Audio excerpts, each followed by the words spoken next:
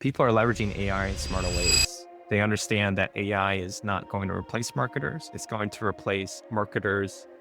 Marketers who use AI will replace marketers, not AI in itself. So let me say it again. We will not be replaced by AI, replaced by marketers who use AI in their tech stack.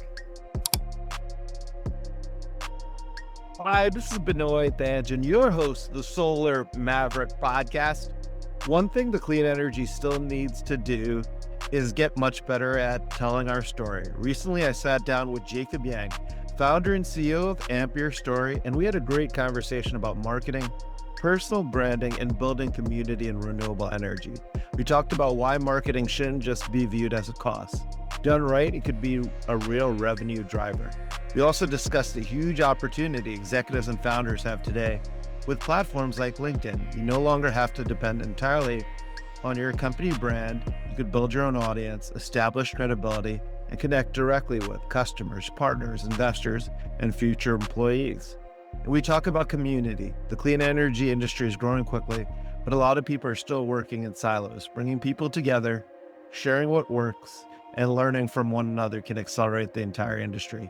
If you're building a company, growing your personal brand, or trying to stand out in renewable energy, I think you'll get a lot out of this conversation. Check out my interview with Jacob Yang on the Solar Maverick Podcast. Let's get into it. Hi, this is Benoy, your host of the Solar Maverick Podcast. I'm really excited on this episode of the podcast to have Jacob Yang.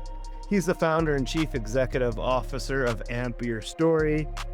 He basically has a clean energy marketing community created for collaboration, growth, and new voices to be heard. I've actually learned a lot about Jake through his thought leadership on LinkedIn. I really enjoyed an interview that he did on Tim Monahue's Clean Power Hour about LinkedIn. Jacob, welcome to the Solar Maverick Podcast. Thanks, Benoy. Happy to be here. Thanks for having me. Oh, anytime. You know what I really enjoy from talking to you is I feel like there's a disconnect within the clean energy community and marketing, and talking to you, you seem to be in the forefront of what's happening in marketing and using the latest marketing techniques when it comes to clean energy. Can you tell our audience, if they're not familiar with you and what your company is doing, can you talk about your background and how you got involved in clean energy? Absolutely. I've been in marketing for a little over 10 years and clean energy in some capacity for 7. I worked at a marketing agency where I had a couple clients that were utility scale EPCs out of the Midwest and a few clean tech startups. And now I currently work with several clean tech companies throughout the world as a fractional CMO. And outside of that, I also built about 8 months ago now, online clean energy marketing community. It's 100% free, and really we're just looking to challenge and take on some of the gaps that are happening in clean energy, but also in clean energy marketing and communications. And one of those is that marketers, they already wear so many hats. If you're in any industry, finance, healthcare, but then you add the complexity of policy on top of that and the volatility of the solar coaster, and that adds another layer of complexity. So we're a community. We help each other out in many capacities there. Yeah, definitely. I appreciate you explaining it. And that's Your Story, right? Is that the name of that? That's correct. Yeah. And it's free to join. And then also too, I noticed on LinkedIn, you as well put on like marketing job opportunities, right? So it's really it's really focused on clean energy marketers. Is that correct? Yeah. There's been a lot of people that have come to me in the last year talking about being laid off and trying to figure out what the next step is, how to get back into the game. And it just was very much a need. And so I started making this rotation of job posts weekly, and it's been very helpful. I've even seen some people that have engaged with the post then announce that they're working at one of those companies. So it's good to help those people, because just a sea of a lot with AI slop and other things, trying to be a job seeker. It's very tough right now. And so I feel for those people. And then other people have approached me too, asking me, how did I build a successful clean energy fractional marketing business as well? And I've helped people build their practices in that aspect too. Yeah, that is really helpful. I appreciate you doing that, Jacob, especially as you know, it's a challenging time within the clean energy community, especially in the US. And I feel like, when there's layoffs or job cuts, like, marketing seems to be something that, companies, I feel like, don't appreciate the value. And so there's a lot of, how can I say it? A lot of people with marketing backgrounds who are actively looking for work. So I appreciate you creating that community and helping people, find obviously career resources.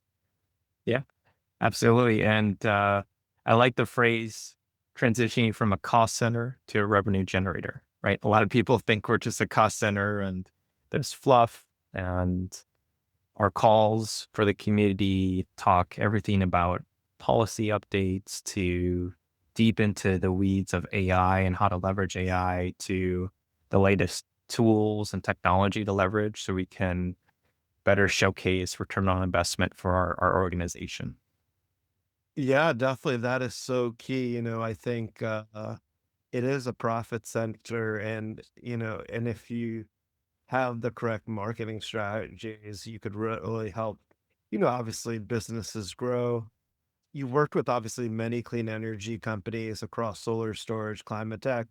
Well, what trends are you right now seeing in the industry? Yeah, the first one on job security is that although a lot of people are getting laid off, there's still a lot of roles that are coming across my desk. And obviously, that's got some biases as I've formulated my LinkedIn feed to naturally give me more of those opportunities. But I think it's just a good indicator that if you're down, you don't have to be out. You can get back in the game. There's still a lot of roles that people need marketing for and really smart people to help them with. On the other side, oh, go ahead. No, sorry. Continue, Jacob. That Yes. Sorry to cut you off. No worries, Benoy. The other side, particularly with climate tech startups, I've seen quite a few financiers and investors. This probably goes without saying, and it's common knowledge, but as they diversify the portfolio and they're more risk averse with all the volatility in the States, you're seeing more and more climate tech opportunities popping up in EMEA and other markets. So when people come to me and they're like, hey, I just lost a job. I'm a clean energy marketer. What should I do? I don't want to leave the industry. I tell them to look for global companies that have a strong hold across multiple markets instead of just solely focusing on the US or just solely focusing on residential solar. They're much more diversified. I also tell them too that you really want to focus on where the money is going as well, right? And when we think about the administration and there's pullback and, offshore wind, and then there's harder push, battery storage, but also you see money going toward nuclear energy and geothermal. And it's kind of one of those things where regardless of where you stand on a political lens, if there's money that's getting into these companies and they're focusing on a clean energy lens, you want to stay in clean energy. That might be a safer path for a new role for those people. Yeah, definitely. I appreciate you explaining that. And, obviously, too, like the investment tax credit also focused on energy storage. So assuming you're seeing, more opportunities in the clean, energy storage space. And that's interesting. Obviously, the skills of marketing, still apply, and it's just different technologies, right? When you're talking about energy, and obviously the energy transition just beginning. We talked about this a little bit before. Many renewable energy companies struggle with marketing. Why do you think marketing has historically been challenging in the clean energy sector? I think marketing can be challenging for perception, I'll say first and foremost, because regardless of industry, you see these memes. There's a email marketer. His name is Jay Swendelson. He's arguably the best email marketer in the world. He's phenomenal and he's hilarious. So he's always cracking jokes. He's got memes on his LinkedIn. He really brightens up the feed if you're looking for some entertainment. But one thing he talks about is like the difference between what's expected of a marketer versus the budget and support you have to actually execute on that. And it's like they want this perfect ship and you get this little like toy sail as the output. So limited budget is always a challenge. Limited budget and people want a quick ROI. So arguably, in my opinion, regardless of industry, one thing that you need to learn the skill of as a marketer and communicator, regardless of where you sit in the hierarchy, whether it's the C-suite or lower, you need to learn about advocating for yourself and advocating for political capital, because so much of value in companies is perception, right? There's a return on investment, but not every sales executive, marketing executive, operational executive can connect every dot where you need to say, I did this, therefore it led to this, therefore it brought in more money through the business. There's gray. We're humans, and there's this gray area that we have to fill in the voids. So when people ask me, how do I position it? You have to sometimes flip the script. So if you're talking about brand awareness and people are like, okay, why would I care? Right? It's not bringing me more revenue. You have to put a new angle on it. One thing I say is, okay, this is brand revenue, but I can get you 500,000 ad views for under $100 in 6 months. All developers, EPCs, IPPs, engineers, environmental consultants, whoever you want to target at a B2B level as a clean energy company. And so when you shift that narrative, all of a sudden the value and the perception of marketing changes. That's half the battle of marketing. And then we look at the additional layer, as I mentioned in the beginning, there's so many hats. You have to know policy. You are often a one-person marketing team, and you have to do all these roles with underutilized resources that you don't have time and capacity to do. And that was one main reason why we created the community, was to say, okay, let's find a way to help these people on a consistent cadence. And some of the tangibles we've seen is that people are leveraging AI in smarter ways. They understand that AI is not going to replace marketers. It's going to replace marketers. Marketers who use AI will replace marketers, not AI in itself. So let me say it again. We will not be replaced by AI. We'll be replaced by marketers who use AI in their tech stack. And just to wrap it up, I think when we're looking at the struggles, it's how do you bring value to an executive team? And again, the community came together because we want to also show on an industry level that there is knowledge support, there is community, and there are skills that are being leveled up. And I think once everyone sees that in the playing field, I think that'll change the perception and in the entire industry for us. Yeah, definitely. You know what, a key point that you said that I feel like it's not appreciated enough in the industry is brand awareness. You know, people are just focused on like, hey, we need marketing and we want it to convert to immediate dollars. But really, I feel like now we've entered like a clean energy industry, especially now with the consolidation, that brand awareness is key. And I think, you know, you really talked about that before, is like, what are ways to obviously increase brand awareness? And it's interesting because what do you think about like, obviously you're talking about content and thought leadership. Like, how can companies like, as a marketer, like what are some of the highest ROI things that companies should be thinking about if they want to, you know, increase their brand awareness? Yeah, there's a term called, if you're not familiar, demand generation. So a lot of what I talk about with people is shifting from lead generation to demand generation. Yeah. In layman terms, it's very simple. It just generates demand for your business. That could be leads, that could be brand awareness, but you need both. They aren't siloed, they coexist together. When we look at different segments, developers, for example, a lot of the issues that developers experience when projects get killed is from local sentiment. So if you are a developer, your strategies can look very different than some of these others I'll explain in a second. But what you need is you need a communications professional who can morph your communication strategy into a way that will support and help communities understand the value of solar storage, whatever you're pushing. It could be in-person community town hall events. It could be online. It could be Reddit. And I'll mention in a second here why Reddit's really critical right now. It could be even next door. Aaron Nichols, he's the host of This Week in Solar.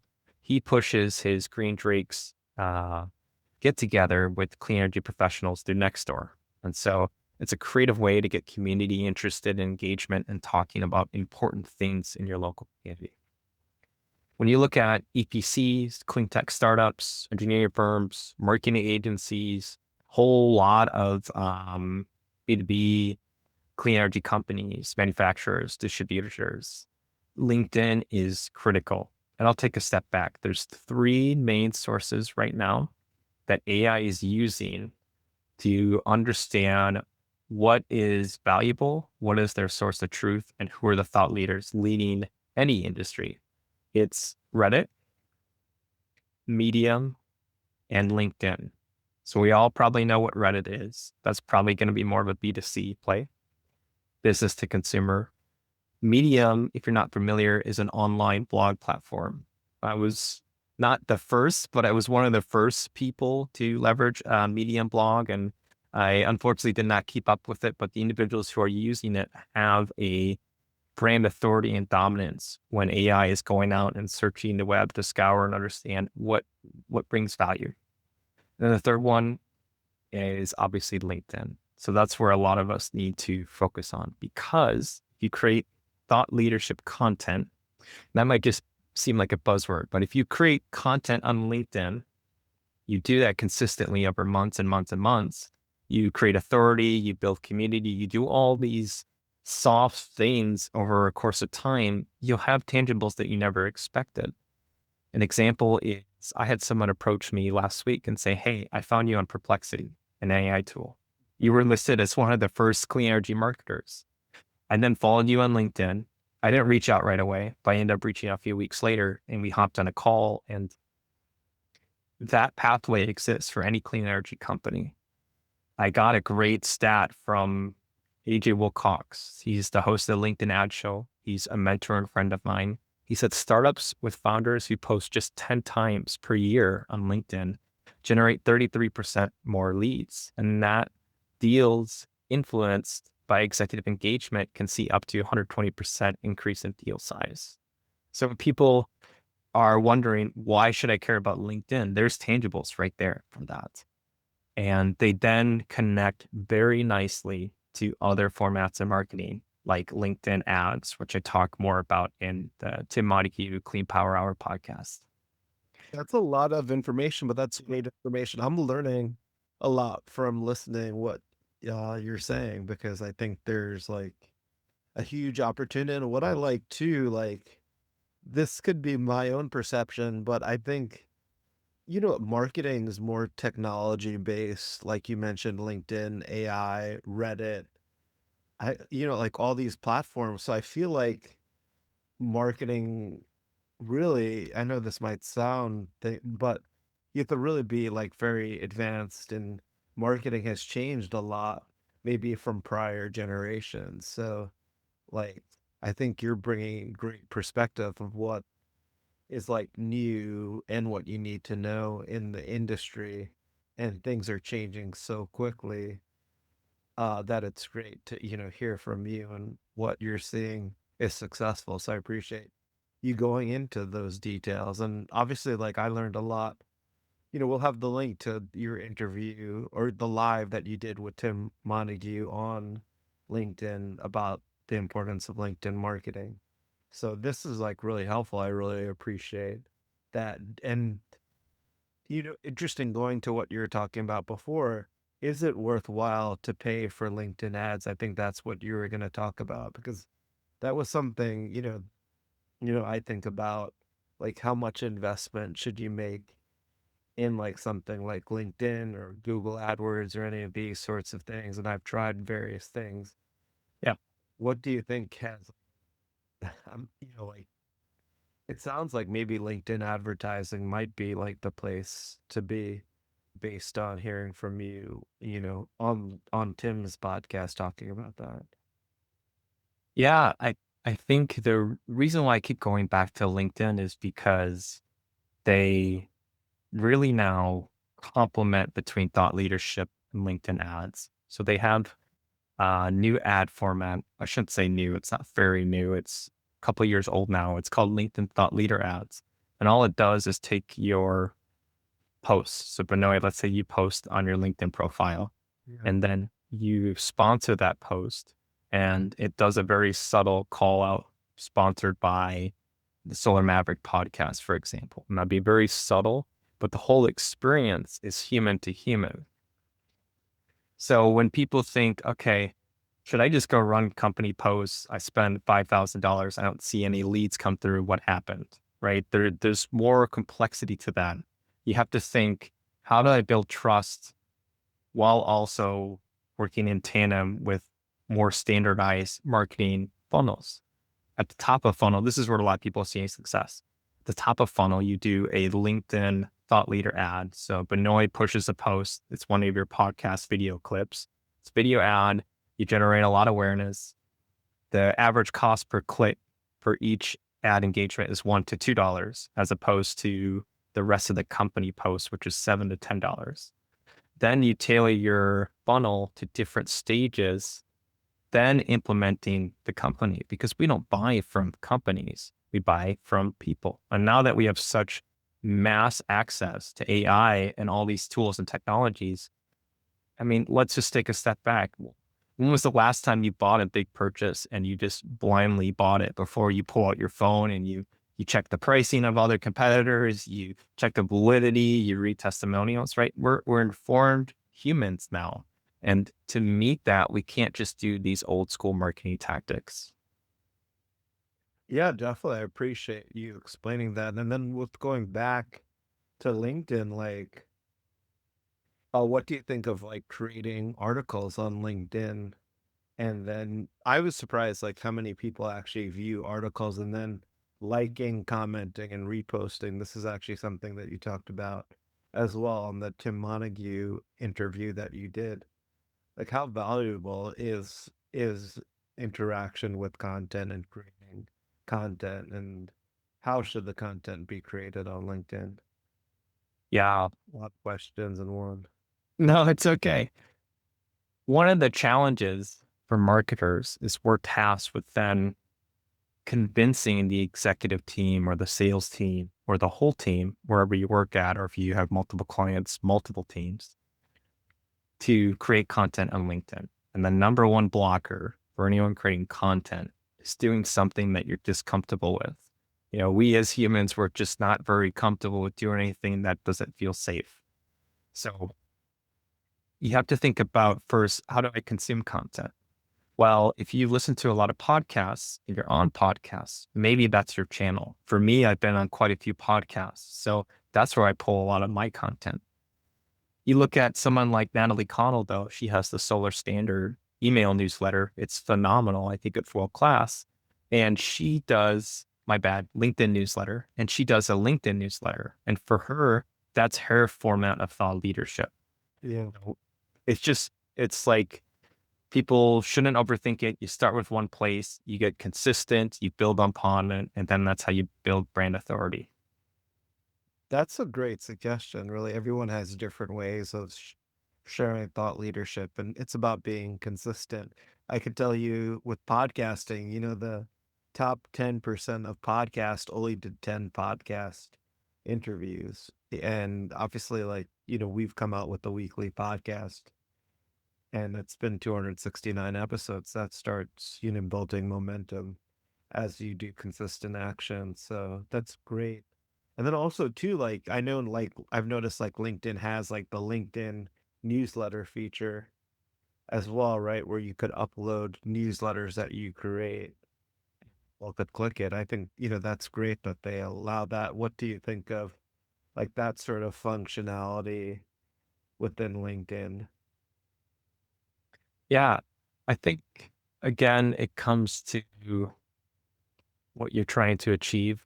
If you Yeah. need to create long form content, you can do it on a LinkedIn newsletter. But what's more critical than anything is do something, be consistent, and then build the brand authority of it over time. Natalie's one of those people too, who I would say often ranks very well. And we have very different styles, but we're both ranking very highly when it comes to AI sourcing as clean energy marketers.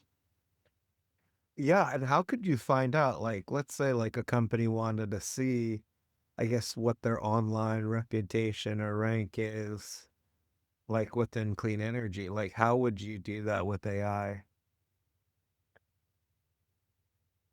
There are people, third party sources who are now actually coming to clients I have, where they're saying like, hey, we want to do a cross comparison with you and your competitor, right? So one thing you can do is just simply ask, like, how does X company weigh against their competitors and see what comes out. Yeah, definitely. That seems like pretty easy to do. And then just going back to some of the other things we were talking about before, like what's some of the biggest marketing mistakes that you see solar companies, making today?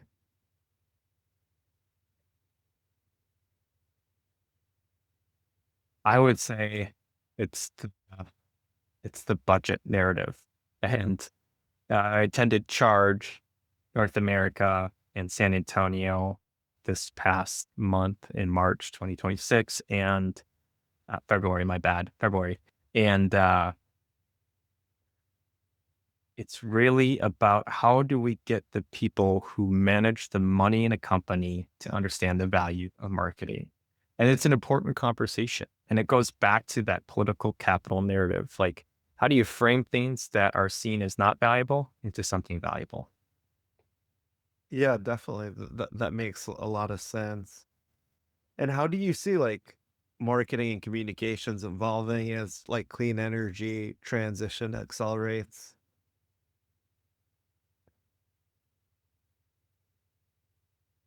I really think we need to pull in the best of the best in the world. As I mentioned, Jay Swendleton, he's the email marketing guy. AJ Wilcox, he's the LinkedIn ads guy. You know, there's Seth who does SEO. There's all these people who are so good at what they do and they're industry agnostic. And the more we can take their world class growth hacks, their knowledge, and implement it into our industry and pair it with industry trends, that's where we're going to win. And I'll give you some tangibles. Sure. We look at LinkedIn ads. I have spent millions of dollars on targeting developers, EPCs, owners, operators all over the world. And one trend that came up again, again, and again is that there are so many companies in our industry with the name sun, solar, energy, that if you just upload a list to LinkedIn, it's going to get on average maybe a 60% match rate. And somebody would be like, okay, like whatever, that's fine.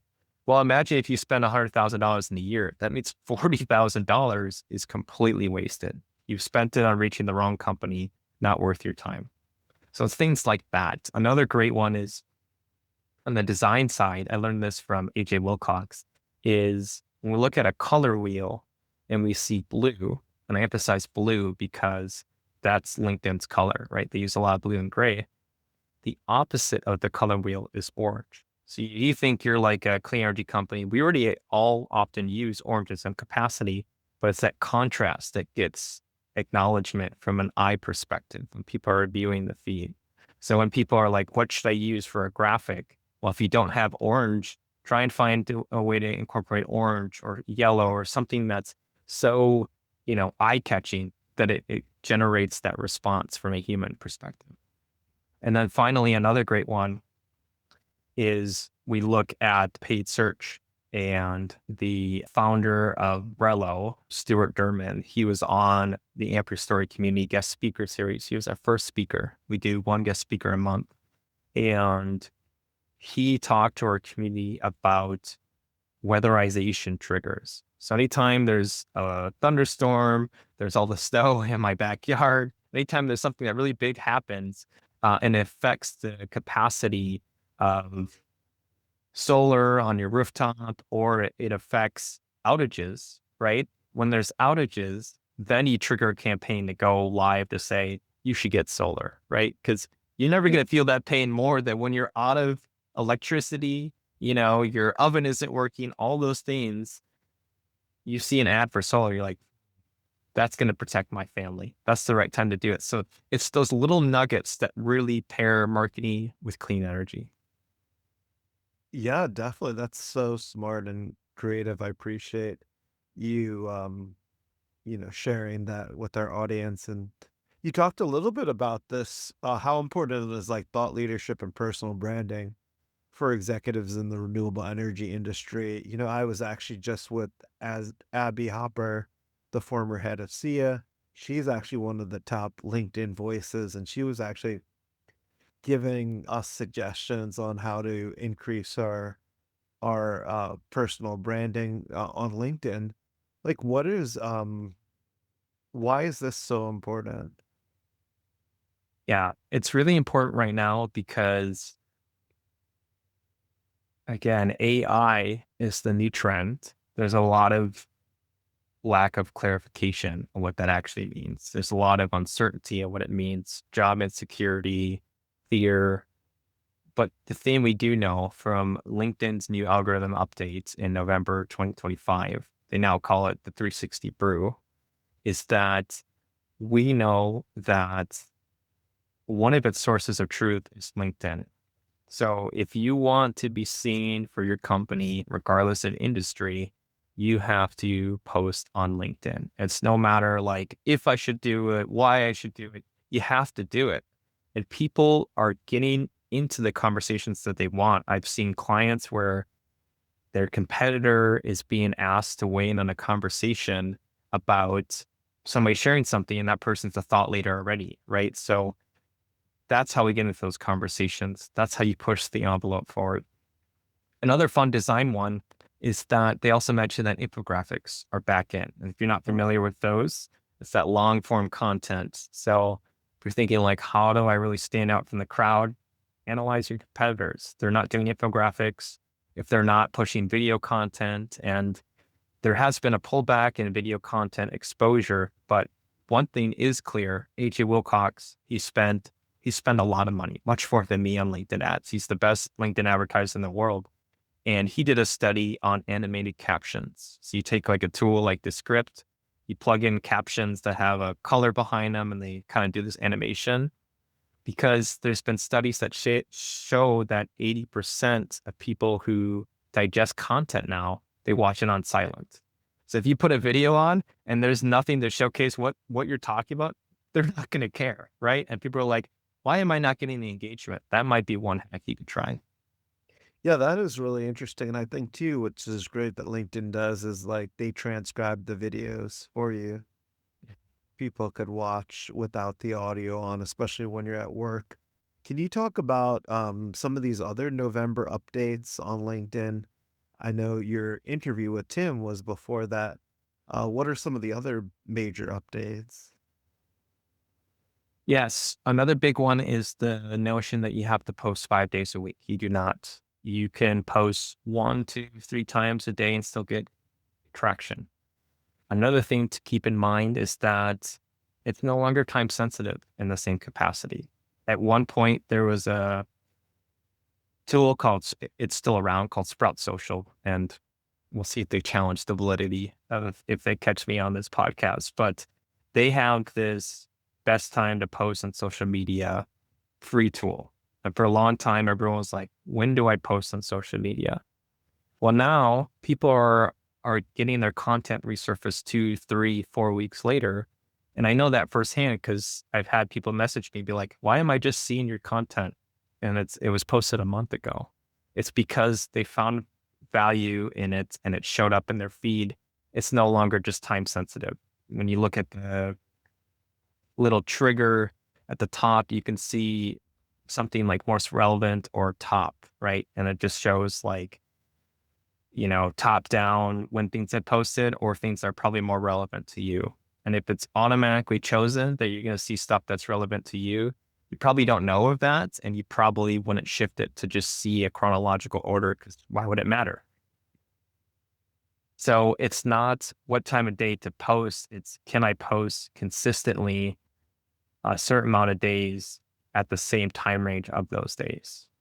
That just shows the algorithm that, okay, this person's serious, right? They're methodical. They're just taking the time That's why when I post, I try to do it between 7 and 9 a.m.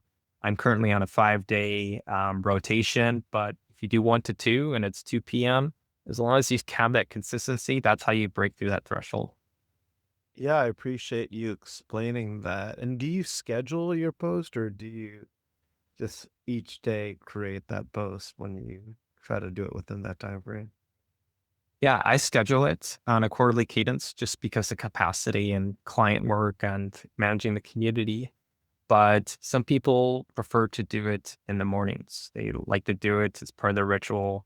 It really comes down to like what's the right equation for you. For me, I was like, this quarter is going to be insane. It's exciting, but it's insane. The only way I'm going to get all the content I want out is if I do it a couple weekends, the previous quarter, and just get everything pushed out for the whole quarter.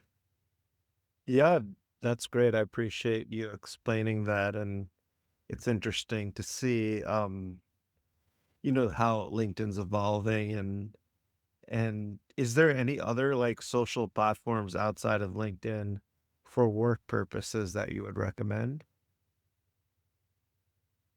Yeah, I think even Instagram has been a really strong tool right now for residential solar. I see a big difference between engagement, followers for these, I would argue, influencers in the residential solar industry. I did an audit.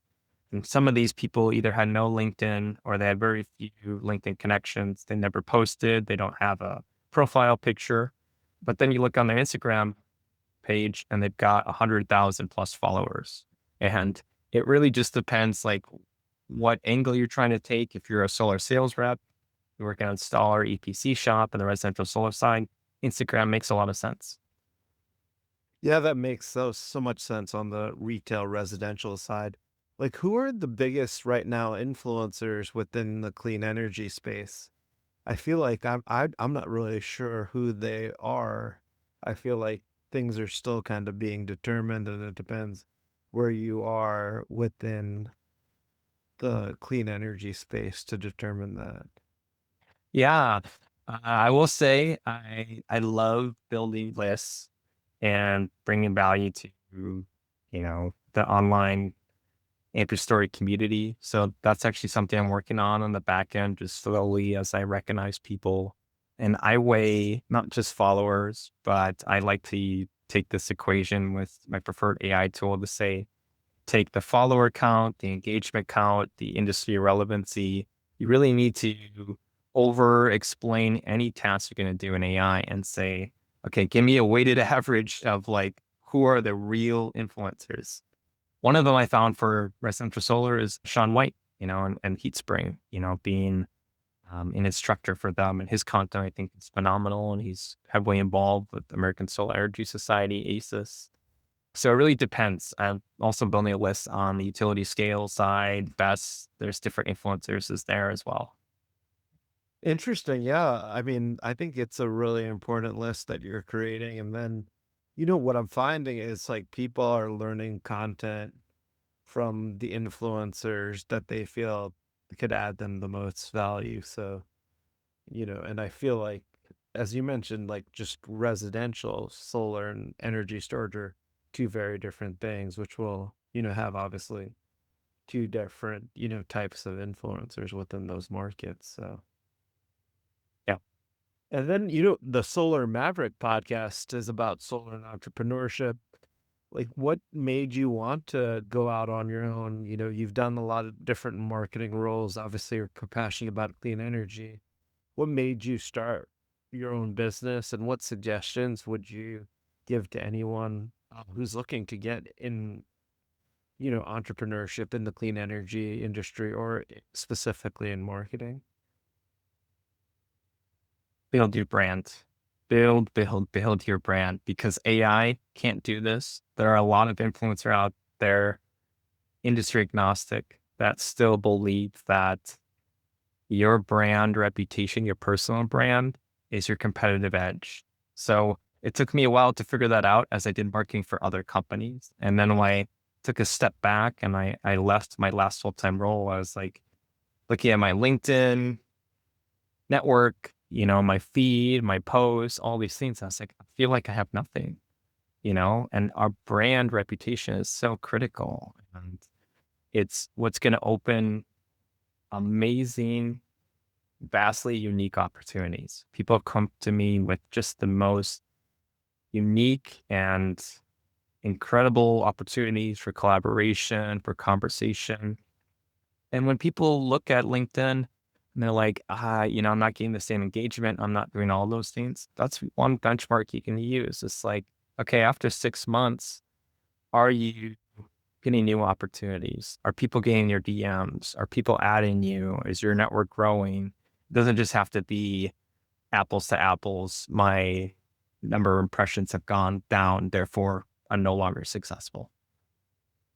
Yeah, that is so key. I appreciate you explaining that, Jacob, just because, it's really about consistency, consistently like posting, consistently creating your personal brand. I'm amazed with how many people with my podcast, how many opportunities have come through it, and how much I've learned from all the people that have reached out, and also the opportunities that come to play. And really, that wouldn't have come without the podcast, because that's where I focused on building a personal brand. So I appreciate you really talking about that. Yeah, absolutely. And what do you see like the future of renewable energy marketing or clean energy happening over the next decade? Are there any things that we haven't talked about when it comes to clean energy marketing that we should talk about? Any sort of major trends that you're seeing?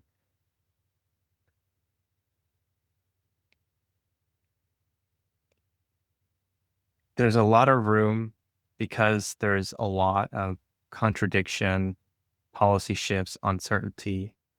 Now is the time to be bold in clean energy, in my opinion. I had the pleasure of interviewing Paul Morale, who is the head of brand activation at Vattenfall out of Europe. And they were the ones behind the Samuel L. Jackson offshore wind campaign. Now imagine a lot of people really upset about offshore wind and the responses, and they're swearing about it. The response is someone everyone loves who is notorious for swearing and it's acceptable across all platforms to do so. That is bold and innovative. So when we think like, how do I really move the needle, move something forward? Now's the time to try something new. I would also say one thing I do hope for in the future of renewable energy, regardless of marketing and communications departments, is across renewable energy, clean energy, is that, in my opinion, nuclear, geothermal, solar BESS, wind, they all are different forms of clean energy. And to me, I would rather have a friendly competitive race to the end to say, you do your thing, we'll do our thing, we'll be cool with each other, we'll get there, and whoever wins, that's great. But, we sometimes hear about these squabbles between solar and nuclear, for instance. There's a lot of friction online about the validity of each side. And I think that derails from the real goal. The real goal we're all doing this is because we want to create a more sustainable world for the future generations, future families. If I want to make a lot of money and just focus on money and I didn't have that deeper purpose, I would have stayed in finance or something else. And it's not that finance professionals can't have purpose there. It just wasn't my purpose. My purpose was in clean energy. Well, I'm happy that you decided to be in clean energy and stay in clean energy. And I appreciate like all the great work that you're doing and making time today on the Solar Maverick podcast to share so much information out there. I was wondering like what AI platforms do you think clean energy marketers or clean energy companies should use? I don't know if you have any suggestions. Yeah, I think a great one is Gamma. It's great for synthesizing for slide decks. That's a fantastic tool. Gamma's a great one. Descript is another great one. Animated captions I mentioned. These are, again, most likely industry agnostic for marketing and communications professionals. There are a lot of tools. And ultimately, it's how do you prioritize what you need to get done with your limited capacity as a clean energy marketer to know policy, to know what your job is, to wear many hats, to have less budget than you would like, and still say, okay, I'm going to come in and I'm going to win. I think that's the beauty in AI. It's not even a bad thing to me. It's a good one. I'm much more agile than I was a year ago because of my AI tech stack. Yeah, definitely. And that's a great way to end the podcast. If our audience wants to learn more, Jacob, about you and the great work that you're doing, what's the best way that they could do that? Yeah, they can find me at cleanenergymarketer.com. I have a wait list for a clean energy LinkedIn course I'm creating. I've been approached by many people asking me some of the questions you've asked me today, Benoy, and I'm really excited to be able to provide value to people at a larger scale through it. That's awesome. Well, thank you again, Jacob, for making the time. It was a great interview. And I'm excited to continue to have the podcast with you because, as you know, things are changing so quickly in clean energy marketing. And I'm sure 6 months from now, things will be very different, and a year from now and 2 years from now. So thank you again. Absolutely. Thanks for having me, Benoy. Appreciate it. Anytime. Thank you.